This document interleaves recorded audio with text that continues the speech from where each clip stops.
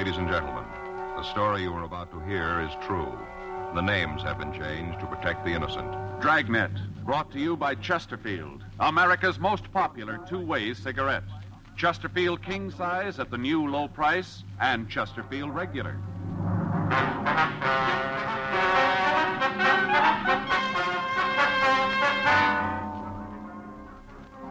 You're a detective sergeant. You're assigned to homicide detail. A man has been shot down on a street corner of your city. There's no apparent motive, no lead to the assailant. Your job, find him. What a pair. What a buy. They're talking about Chesterfield King Size at the new low price. And Chesterfield Regular. They're the quality twins. Either way you like them, you get the same highest quality, the same low nicotine, the same wonderful taste and mildness, a refreshing smoke every time. Yes, the Chesterfield you smoke today is the best cigarette ever made, and it's America's most popular two-way cigarette. So buy a carton today. King-size Chesterfield at the new low price, or Chesterfield Regular. What a pair they are. They satisfy millions. They're best for you.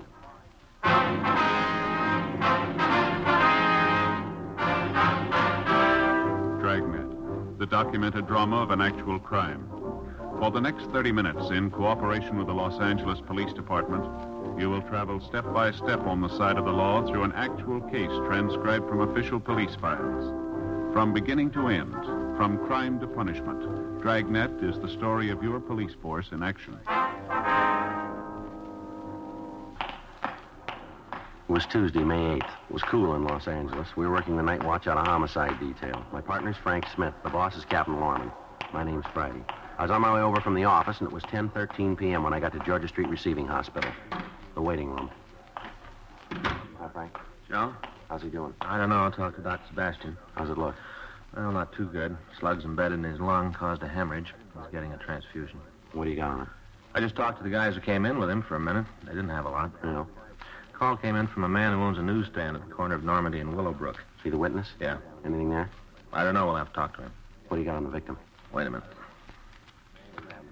I got it here. Name's Matthew Denton.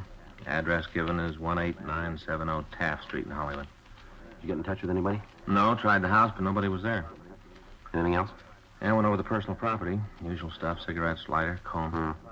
Found a diamond ring on the small finger left hand. Looks expensive. Gold wristwatch. $140 in cash. $1,300 in American Express checks. Doesn't spell robbery, does it? No. None of the stuff was disturbed. Well, maybe you can tell us something, huh? Yeah. Joe, Frank. Hi, Doc. How are you? How's it look? What time you got? 10:16. Make it 10:13 then. Close enough for the report. What? Time of death.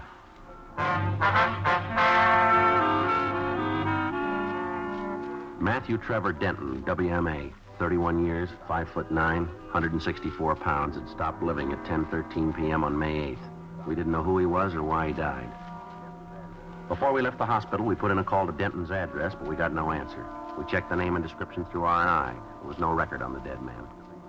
At 10:48 p.m., we left Georgia Street and drove over to the scene of the shooting, where we talked to the witness, Andrew Cates.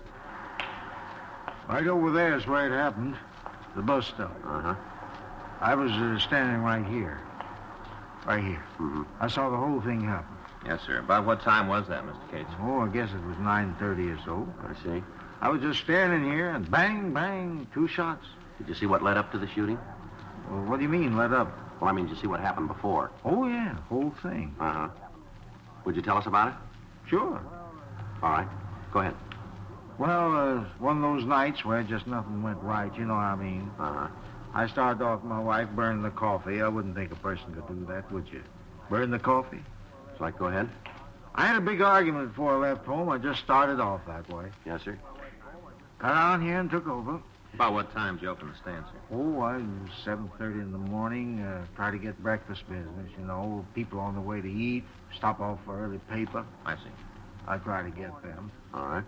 I open her up in the morning, and then there's a school kid takes over for me about 3 in the afternoon. He's here around 6:30 when I come back from supper. I see. That's when she burned the coffee, night supper. All right. You want to tell us about the shooting? Oh, sure. They're kind of hard, you know. This is the first time for me. How's that? Well, it's the first time I've ever been a witness. First. I see. What time did you first see the victim? Man who was shot? Yes, sir. Well, I told you. It was about 9:30. The car pulled up to the curb, and this fella got out. He kind of stood there for a minute, and he talked to the other fella in the car. He just stood there a minute and talked, kind of leaning in the window. Mm-hmm. Car pulled away, and the one who got out, Yeah. he walked over and sat down on the bench like he was waiting for the bus. Cates, you got a good look at the car he got out of? Well, I saw it, if that's what you mean. Would you describe it for us? It was a black Chevy. I'd say maybe a 52 or 53.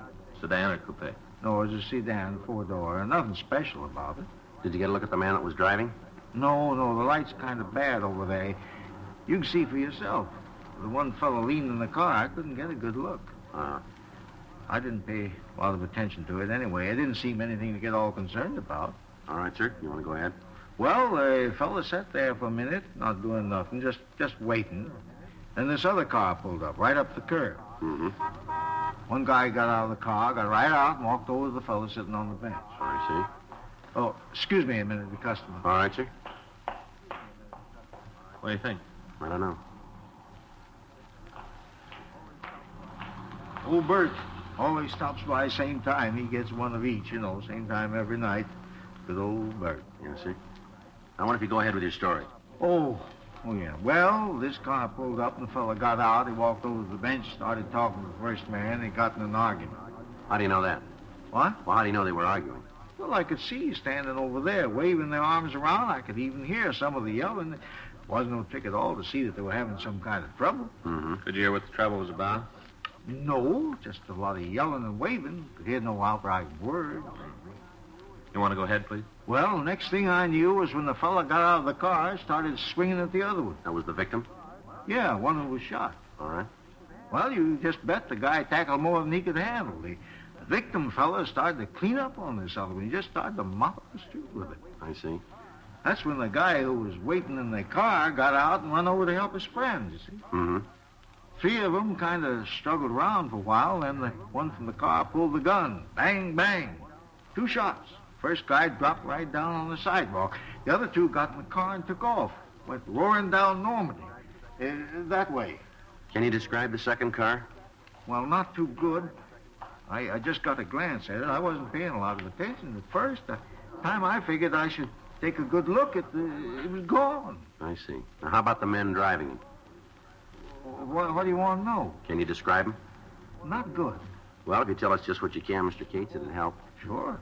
First one was a tall, lanky fellow. He didn't weigh much, sort of string bean. Mm-hmm. How tall would you say? Oh, I don't know, close to 6'3", maybe 6'2", round in there. He's a tall one. About how old? 23, 25. I couldn't tell that too good. I see. What about his coloring? Was he light or dark, do you remember? Light, he was blonde. How about his clothes? He had on a pair of jeans. One of them jackets, made out of the same kind of material, rivets like on them. Mm-hmm. Were real tight jeans. Both of them were wearing them. Anything else you can tell us about the tall man? No. Was he the driver of the car? Oh, yeah, he was the one who did the shooting, the tall fellow. Could you see the gun? Yeah, but not good. Do you remember whether it was a revolver or an automatic? Well, it looked like a revolver to me. All right, now what about the other man? He was shorter than the first one. No runt, but, shorter. Guess anybody would look small next to him. About how tall was he? Oh, he's about 5'9", 5'10". Give a couple, take a couple. All right. How was he built? Sort of light, maybe 140. Anything else about the 2 men? Did either of them wear glasses, do you remember? No, not so as I could see. Might have taken them off, before they got out of the car. Might have, but I didn't see them when the fight started. Did either of them use a name that you could hear? I told you before, I couldn't hear anything they said. There's just a lot of yelling when the fight started. All right. Wasn't anything special about the 2 fellas to make them stand out. One tall, the other short. No big reason to remember them. Afraid you got it wrong, mister. Huh? We got a reason.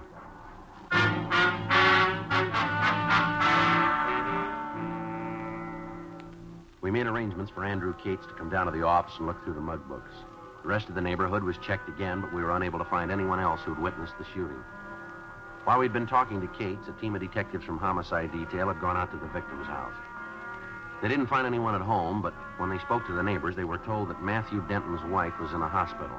Frank and I checked with her doctor and found out that she was in the maternity ward. He recommended that we delay talking to the woman as long as possible since she was in a weakened condition. From the hospital records, we found that Denton was employed by an advertising agency. We checked with the nurses on duty and found that he'd left the hospital with another man. They gave us a description of him, but they were unable to identify him for us. We asked that they call the office in the event the man returned to the hospital. Frank and I went back to the office and checked out. The next morning, Wednesday, at 8:40 a.m., we were back in the squad room. Yes, sir. You looking for somebody? I'd like to see somebody about this story in the paper. Which one is that, sir? About the shooting last night, corner of Normandy and Willowbrook. All right. What is it you want to talk about? Are you the officers handling the case? Yes, sir. My name's Sterling Hall. I think maybe I can help you out. All right. Want to have a seat, Mr. Hall? Sure here, thing, right here's thanks. fine. Sit right here. Thank you. It's my partner, Frank Smith. My name's Friday. How do you do, Mr. Smith? All right. What do you got? Well, it says here in the paper where Denton left the hospital with the man. It says you're looking for him. That's right. Well, you don't have to look no further. I'm him. You were with Denton last night, were you? Just said that. All right. How long were you together? Till about 9:30. They dropped him off at the bus stand right where he was shot. All right. I wonder if you can start at the beginning and tell us the whole story, will you? Sure thing. Well, you see, I got a lady friend, same hospital as Denton's wife. I was over there last night to say hello. I brought her a box of caramels and said hello. Uh-huh. But I was on my way out the place, and I stopped off for a cup of coffee in that little old shop they got there. You know, where they has the gifts, books on what to name the baby and all. Yeah, I know it. Well, I was having a cup of coffee, and this here Denton come in. He wanted to buy a little plant for his wife.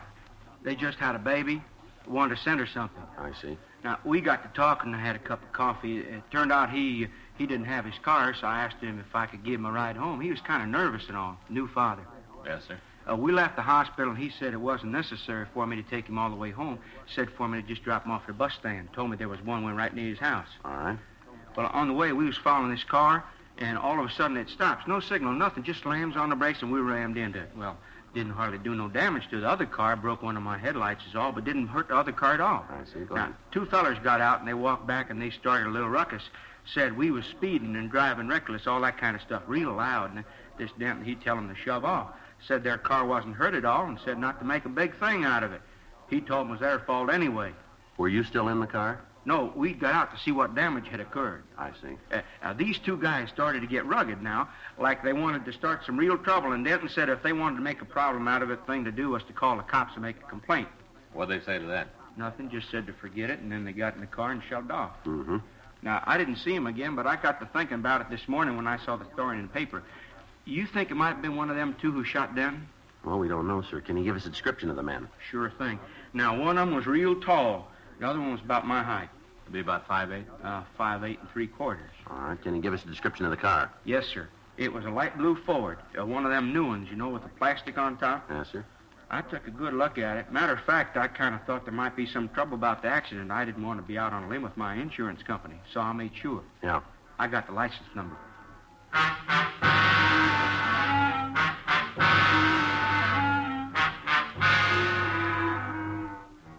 Well, I got a complete description of the two men. Frank checked DMV on the license number. 5 minutes later, he came back to the office. Joe? Yeah, you got it? If you find out who the car belongs to, shouldn't be anything to pick up them two fellers. It's not going to be that easy. Hmm? The car was stolen.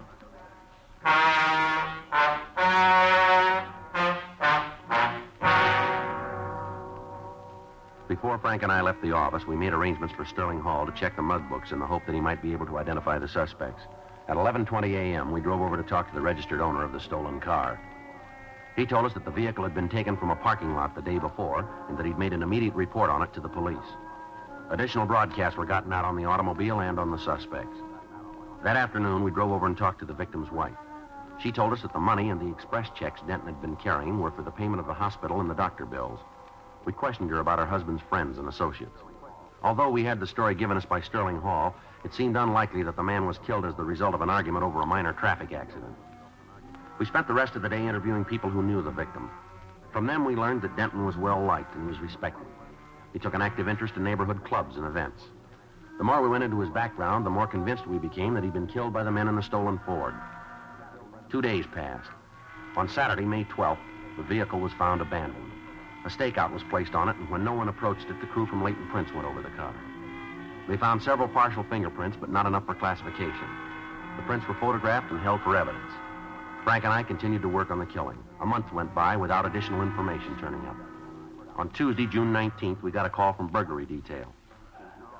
Yeah, No, nothing. Where'd he come from? Well, it might check out. No, we'll pick him up. Yeah. Okay, right, thanks. Mac over in burglary. Yeah? He says they just picked up a guy for receiving. Uh-huh. Tried to make a deal. Said if he got a break, he might be able to help us clean up something. Say what it was? Yeah, he did. The Denton killing.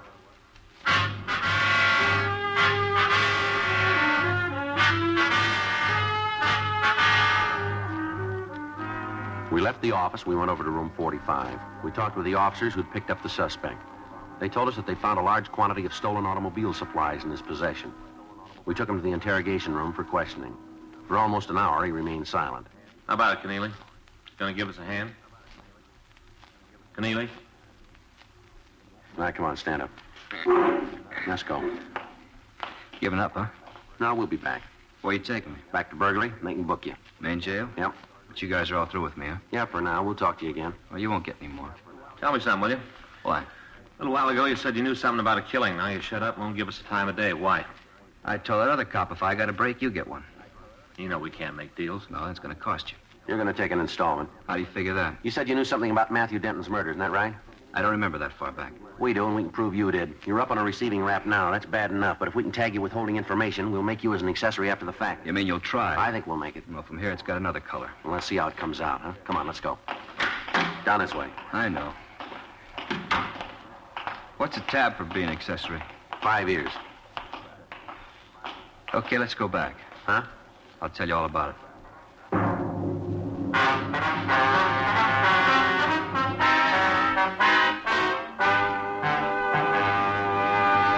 You are listening to Dragnet, the authentic story of your police force in action. In regular or king size, you can get 'em either way. The best smoke ever made's the Chesterfield you buy today. Smokers coast to coast are changing, it's a cinch to do. Here's all you have to say to get the one that's best for you. Chesterfield's for me, Chesterfield's for me. You just say it's Chesterfield's for me. Friends, for your vacation, take along plenty of Chesterfields. Buy them by the carton. Chesterfield king size at the new low price. Chesterfield regular. What a pair. They're the quality twins. The same highest quality. The same low nicotine. Either way you like them, they're best for you. Smoke Chesterfield. It's America's most popular two-way cigarette.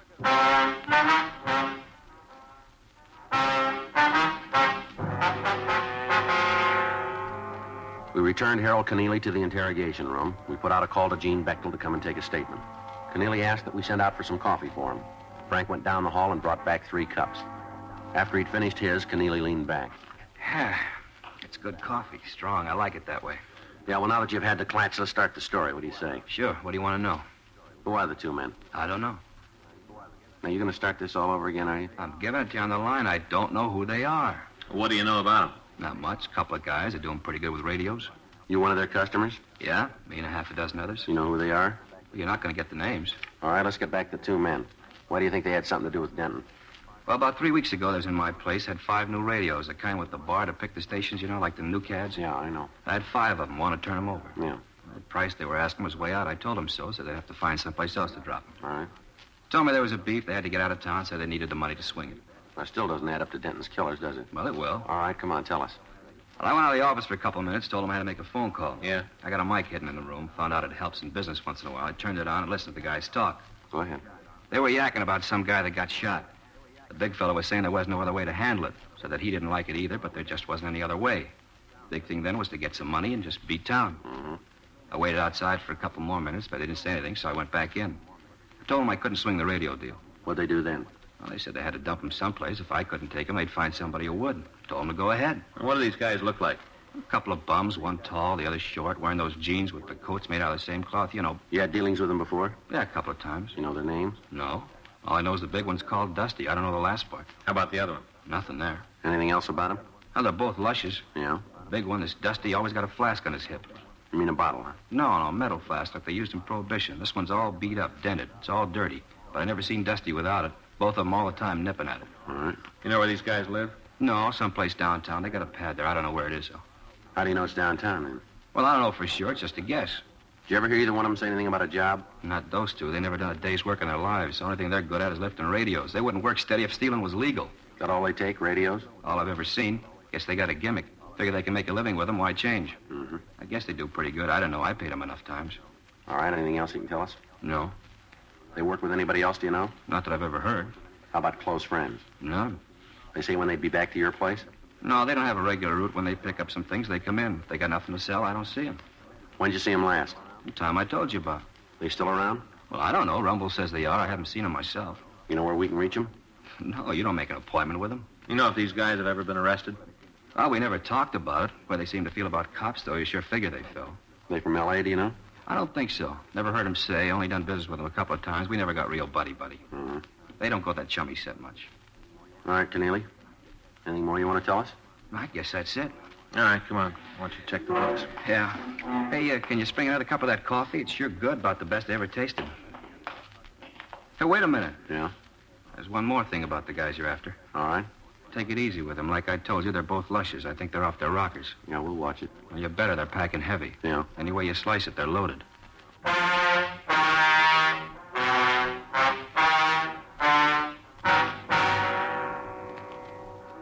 Harold Keneally went through the mug books, but he was unable to find a picture of the two suspects. The name Dusty was checked through the moniker file without result. Information was forwarded to George Brereton up at CII Sacramento, and a supplemental APB was gotten out. We spent the rest of the day with officers from burglary detail going over reports. We found that they'd been working on a string of car radio thefts for the past several weeks. When we compared notes with them, it seemed more than possible that their two suspects were the same men we wanted for the killing of Matthew Denton. However, they were no closer to the men than we were. From the reports, we were able to figure that the pair was still in Los Angeles. That evening, we met with Captain Lorman, Captain Bernard, and Chief Detective Thad Brown. We worked out a system of rolling stakeouts that would cover most of the territory where the thieves had been working. 3 additional teams of men from burglary were assigned to help us, and on Wednesday, June 20th, the operation was started. For 3 days, there was no action. Thefts from autos continued, but when they were checked out, the method of operation used eliminated any suspects that we were looking for. On Sunday, June 24th, we got a call that a man answering the descriptions of one of the thieves had been seen in the vicinity of Beverly Boulevard and Elmwood Avenue. Frank and I left our position in the stakeout, and we drove out to the area. Should be a couple of more blocks. Yeah, we just passed Ridgewood Place. You better take it easy. Next block, we can start cruising. Yeah. See anything? No. Want to take a left here? All right. Doesn't look like it. Well, let's go up a couple more blocks. All right. Sure be a break if we nail him tonight. Yeah. A little rough on the study time. How's it going? No, I don't know, Joe. Times I don't think I'm ever going to make sergeant. What are you doing now? You mean studying? Yeah. Legal procedure. Well, you should know that. Well, practical stuff, yeah. Putting it into legal language, it makes it rough on me. Yeah, I had the same trouble.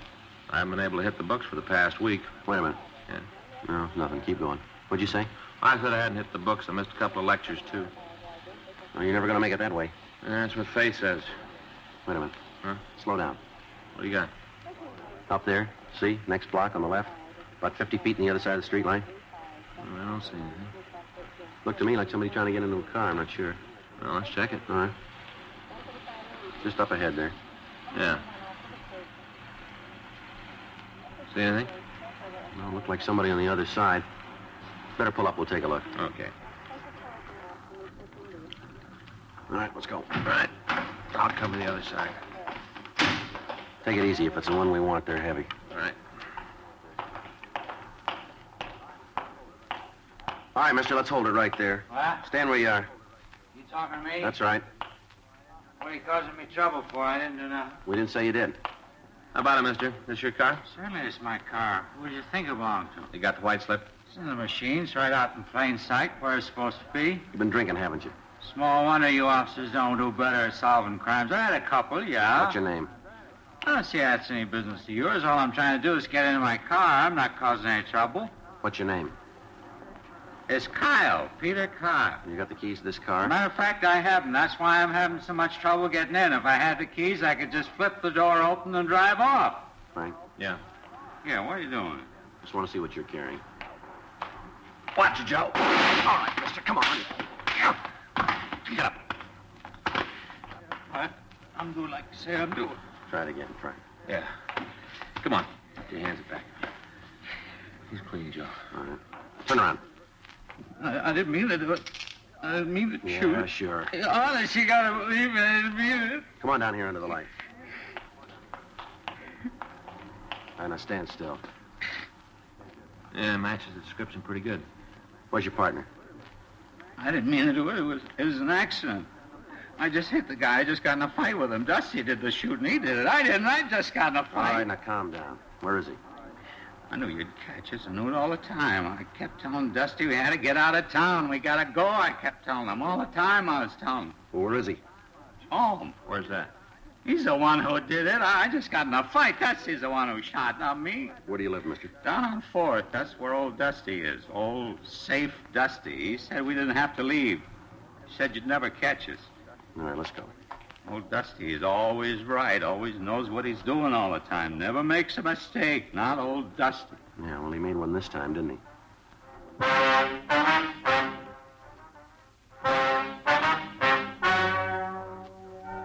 The story you have just heard is true. The names were changed to protect the innocent.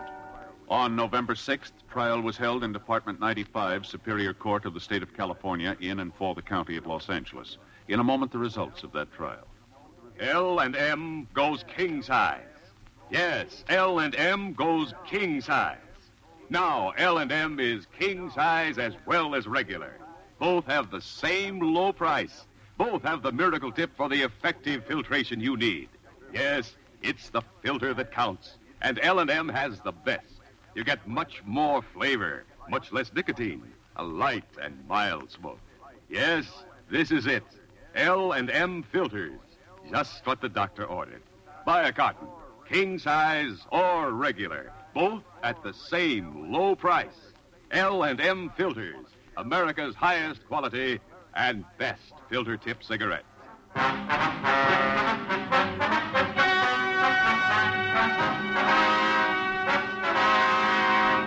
Peter Gregory Kyle and Jesse Haywood Poole were tried and convicted of murder in the second degree and petty theft, 18 counts. They received punishment as prescribed by law. Petty theft is punishable by imprisonment for a period of not more than 1 year in the county jail. Second-degree murder is punishable by imprisonment for a period of from 5 years to life.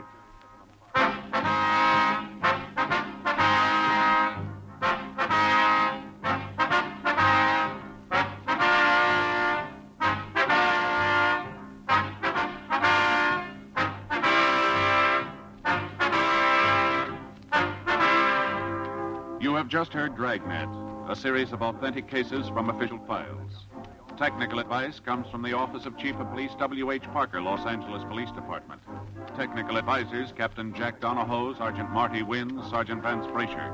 Heard tonight were Ben Alexander, Vic Rodman, Jack Crucian. Script by John Robinson. Music by Walter Schumann. Hal Gibney speaking. Watch an entirely different Dragnet case history each week on your local NBC television station. Please check your newspapers for the day and time. Chesterfield has brought you Dragnet, transcribed from Los Angeles.